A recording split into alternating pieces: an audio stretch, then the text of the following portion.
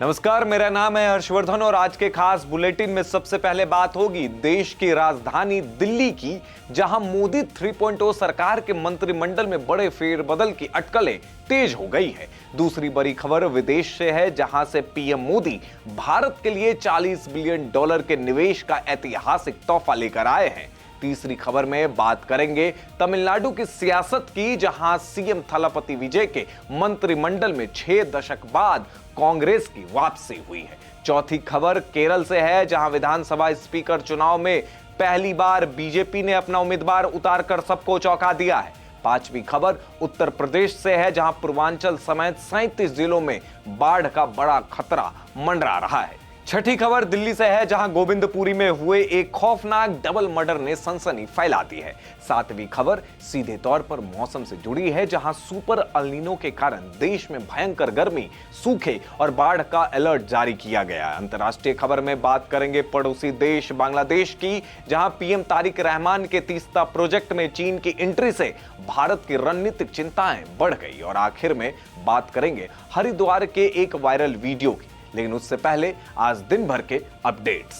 पश्चिम बंगाल के फाल्टा विधानसभा में रीपोलिंग, भारी सुरक्षा के बीच सुबह 11 बजे तक 43% मतदान। यमुना नदी की सफाई को लेकर अमित शाह की अहम बैठक, दिल्ली की सीएम रेखा गुप्ता भी रहेगी मौजूद। उत्तर प्रदेश में भीषण गर्मी को लेकर लोग परेशान, यूपी के कई स्कूलों में गर्मी की छुट्टी। अमेरिकी राष्ट्रपति डोनाल्ड ट्रंप ने ईरान को दी चेतावनी, बोले समझौते पर राजी हो जाए वरना उसे गंभीर परिणाम भुगतने होंगे।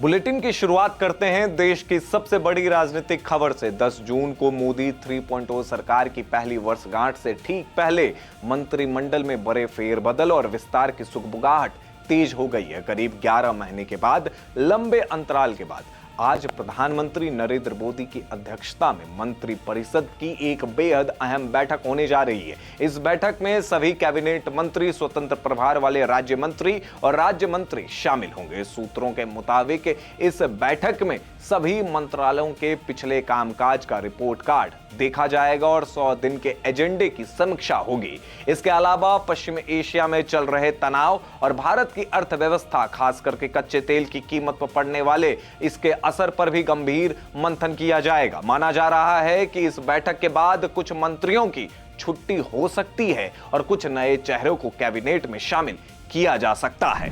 अब बात करते हैं कूटनीतिक और आर्थिक मोर्चों पर मिली एक बहुत बड़ी कामयाबी की। प्रधानमंत्री नरेंद्र मोदी की हालिया 5 देशों की यात्रा भारत के लिए एक बड़ा गेम चेंजर साबित हुई है। इस दौरे के परिणाम स्वरूप भारत को विदेशी निवेशकों से लगभग $40 बिलियन यानी करीब 3.3 लाख करोड़ रुपए के निवेश के वादे मिले हैं। इस ऐतिहासिक निवेश का मुख्य focus green energy, artificial intelligence यानी AI, सेमीकंडक्टर और इंफ्रास्ट्रक्चर डेवलपमेंट जैसे अहम सेक्टर्स हो सकते हैं।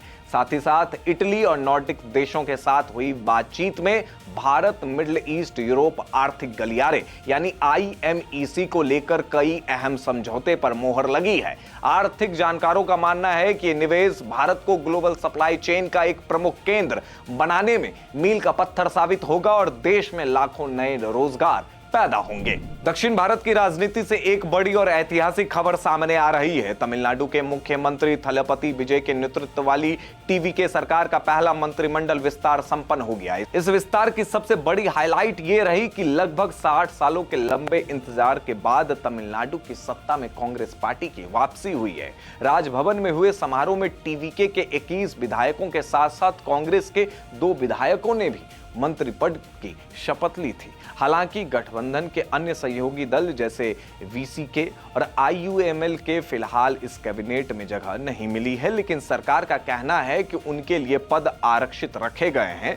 विजय के इस कदम को 2029 के आम चुनाव से पहले एक मजबूत गठबंधन तैयार करने की दिशा में बड़ा दाव माना जा रहा है। केरल की सियासत में भारतीय जनता पार्टी ने एक नया राजनीतिक इतिहास रच दिया है। केरल विधानसभा स्पीकर पद के चुनाव में बीजेपी ने पहली बार अपना उम्मीदवार मैदान में उतारा है। पार्टी ने वरिष्ठ नेता VV गोप कुमार को इस पद के लिए अपना प्रत्याशी घोषित किया है। हालांकि केरल विधानसभा के समीकरणों के हिसाब से बीजेपी के पास बहुमत नहीं है, लेकिन राजनीतिक विशेषज्ञों का मानना है कि यह कदम सिर्फ एक चुनाव लड़ने तक सीमित नहीं है। यह राज्य में बीजेपी के बढ़ते आत्मविश्वास, अपने वोट बैंक को मजबूत करने और मुख्य विपक्षी दल के रूप में खुद को स्थापित करने की एक सोची समझी आक्रामक रणनीति का हिस्सा है। उत्तर प्रदेश से बेहद चिंताजनक खबर आ रही है। मानसून से पहले राज्य के 37 जिलों में बाढ़ का गंभीर खतरा मंडराने लगा है। आपदा प्रबंधन और प्रशासन की ओर से जारी रिपोर्ट के मुताबिक बाराबंकी और पूर्वांचल के कई जिलों समेत प्रदेश के 439 गांवों को हाई रिस्क जोन यानी अति संवेदनशील श्रेणी में रखा गया है। घाघरा, सरयू और राप्ती जैसे नदियों के जलस्तर में लगातार हो रही वृद्धि को देखते हुए स्थानीय प्रशासन पूरी तरह अलर्ट मोड में आ गया है। एनडीआरएफ और एसडीआरएफ की टीमों को स्टैंड बाय पर रखा गया और निचले इलाकों में रह रहे लोगों को सुरक्षित स्थानों पर पहुंचाने के लिए राहत बचाव की पूर्व तैयारी युद्ध स्तर पर शुरू कर दी गई है। राष्ट्रीय राजधानी दिल्ली से अपराध की एक रोंगटे खड़े कर देने वाली वारदात सामने आई है। साउथ ईस्ट दिल्ली के गोविंदपुरी इलाके में एक घर के अंदर मां और बेटे की बेरहमी से हत्या कर दी गई। सनसनीखेज डबल मर्डर से पूरे इलाके में दहशत का माहौल है।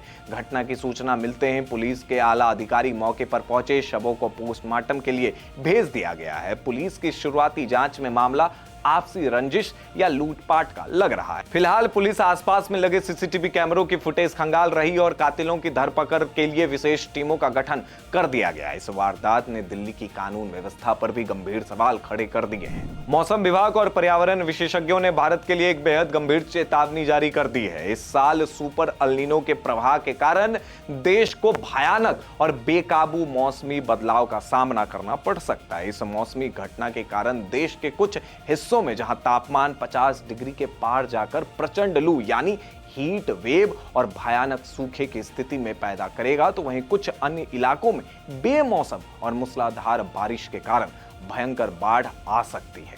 मौसम वैज्ञानिकों ने कृषि क्षेत्र और अर्थव्यवस्था पर इसके पड़ने वाले विनाशकारी प्रभाव को लेकर सरकार को अभी से अलर्ट कर दिया है। किसानों को सलाह दी गई है कि वो मौसम विभाग की चेतावनियों के अनुसार ही अपनी फसलों की योजना बनाएं। अंतर्राष्ट्रीय खबरों की बात करें तो भारत की राष्ट्रीय सुरक्षा और पड़ोसी देश बांग्लादेश की कूटनीतिक की बांग्लादेश के प्रधानमंत्री तारिक रहमान की सरकार ने भारत की चिंताओं को दरकिनार करते हुए बहुचर्चित तीस्ता और पद्मा बैरेज प्रोजेक्ट के लिए चीन से भारी भरकम फंडिंग लेने का फैसला किया है। बांग्लादेश के इस बड़े इंफ्रास्ट्रक्चर प्रोजेक्ट में चीन की सीधी एंट्री भारत के लिए एक बड़ा कूटनीतिक झटका माना जा रहा है। चूंकि तीस्ता नदी का यह क्षेत्र भारत के बेहद संवेदनशील सिलीगुड़ी कॉरिडोर यानी चिकन नेक के काफी करीब है, इसलिए यहां चीनी कंपनियों की मौजूदगी भारत की सुरक्षा के लिए एक बड़ा खतरा बन सकती है। कूटनीतिक गलियारों में इसे चीन की स्टिंग और पल्स भारत को घेरने की रणनीति का विस्तार